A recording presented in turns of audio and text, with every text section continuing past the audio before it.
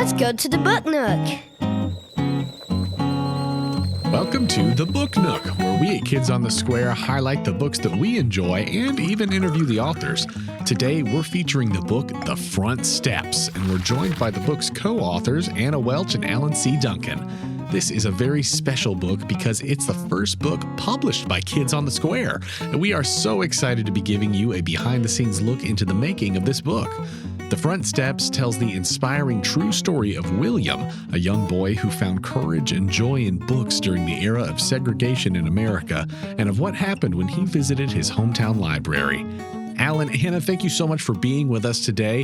One question we have to start is, what is the process like creating a brand new children's book? The process has been really fun. It's been unique. It's cool because we've done it as a team. Anna contributed a draft of the story.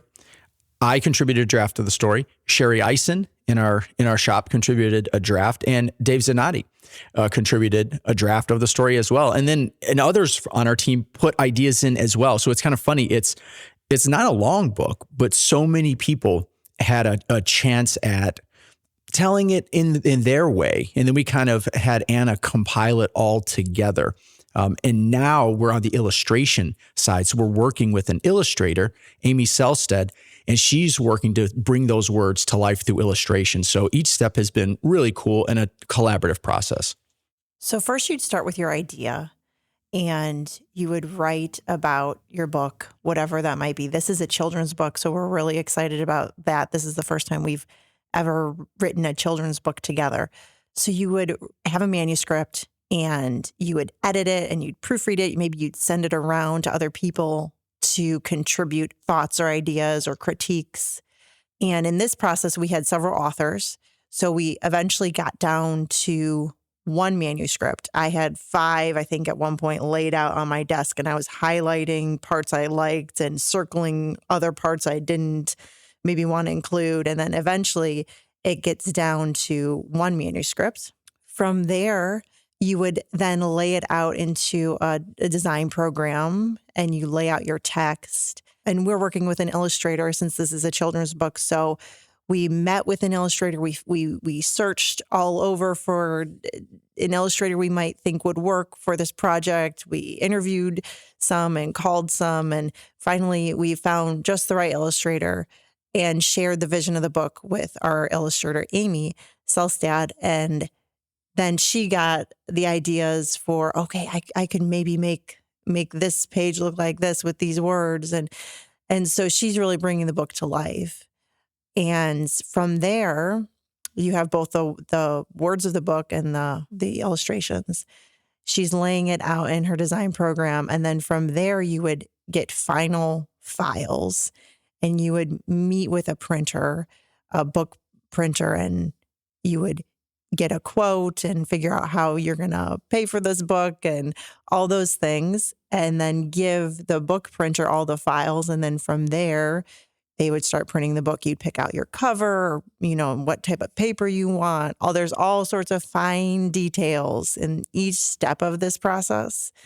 But at the end of it, you end up with a product in your hands, which is super exciting. Oh, that is wonderful.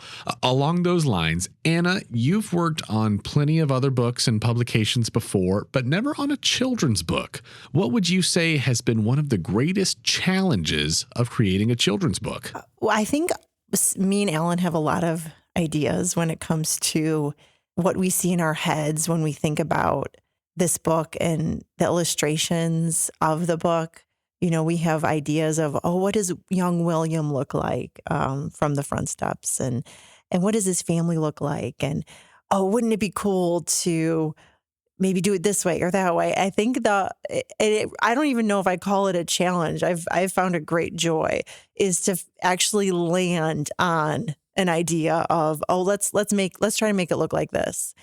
And our illustrator's been wonderful, just trying to blend her ideas and some of the ideas we're bringing to the table as well. So she's been wonderful to work with. So I don't even know if I call it a challenge, but I think maybe grabbing all the different ideas and finding a landing point. Nice, nice. Similar question for you, Alan. You've written a book before, Gilbert and Jack, which is about the writings and readings of G.K. Chesterton and C.S. Lewis, but this is also your first children's book.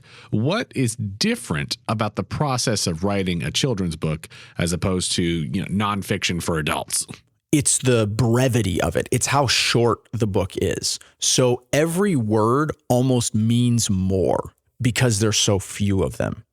So you have to be so careful. You kind of fuss over each line because you could say it in many different ways, but you want to say it in the clearest way, the most artful way. One of the things Dr. Allen, because we showed him the manuscript to make sure that he was okay with it, because this is his story. This is a retelling of something that happened in his life. He said that we were restrained with how we told it. We didn't try to go too crazy, get too over the top. We just tried to present the story. So I think how short it is was what was different. And Gilbert and Jack's not long, but the shortness here, because every word really means a lot. Yeah, it can definitely be tricky to hone everything in to be that succinct and communicate ideas clearly, but I think this book does that wonderfully. Moving on, what advice would you give to young people who want to write or illustrate books of their own? Okay, so I would give advice to just practice. You just have to practice. If it's something you like to do, writing or illustrating, anything like that, even design. I'm not laying this book out, but I do graphic design and I've laid out a lot of Dave's books. And you just have to practice. You just have to keep doing it. In whatever way you're doing it now, you learn and grow as you go along. You get better as you practice. So if you love writing, keep writing. I would say read good books. If you want to be a writer, you need to read good books. There's no substitute. It's kind of like your fuel, so read the kind of books that you want to write. Read different kinds of books. It's just more input. You can only put out what you've got inside you. So I would say read a lot, but I also say go out and do some things. Go do something that you could maybe have a cool story to tell. And then maybe one more piece of advice is talk to people. Talk to people who are older than you. That's how this story came about for us. Is Dr. Allen told us a story about his life and something that he went through. And so being curious and listening and talking to people who've had different life experiences than you can really help that as well. Yes, those are all great, actionable things that these young folks can do to move forward with those goals. All right, to wrap things up, what is special about the front steps? It's a true story. And that's what's really special about this project is our dear friend, Dr. Allen, who is a friend of the Public Square and Kids on the Square. It's a story from when he was a young boy, when he was around 7 years old. And it takes this little snippet of his life from when he was 7, and a difficult thing happened to him, and how he overcame that through his life, and how he didn't choose bitterness. Instead, he chose to overcome. And it's a story of hope.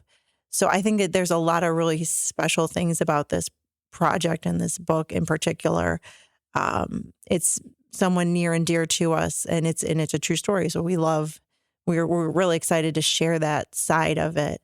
Yet we also recognize that there are some difficult parts of a story, and just like anything in life, there are things you have to overcome, and there's tragedy that happens in your life. There's sad things that happen in your life, but how we grow out of those things and become better people. So it's a really neat story. We're excited for people to learn more about Dr. Allen, and it's neat we get to see him as a younger child in this book.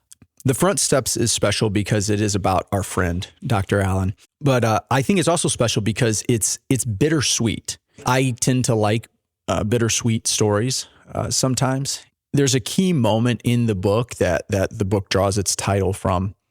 And when you read it, or at least when I was told the story by Dr. Allen, when I read the book now, on one hand, I'm sort of happy. And on the other hand, I'm kind of sad and angry. And so I think that just kind of slamming those two emotions against each other in this book just makes it very interesting and powerful for me. But it is a story also about somebody overcoming a challenge in their life and going on to do great things. That is excellent. And Alan, Anna, thank you both so much for taking the time to join us here for the Book Nook.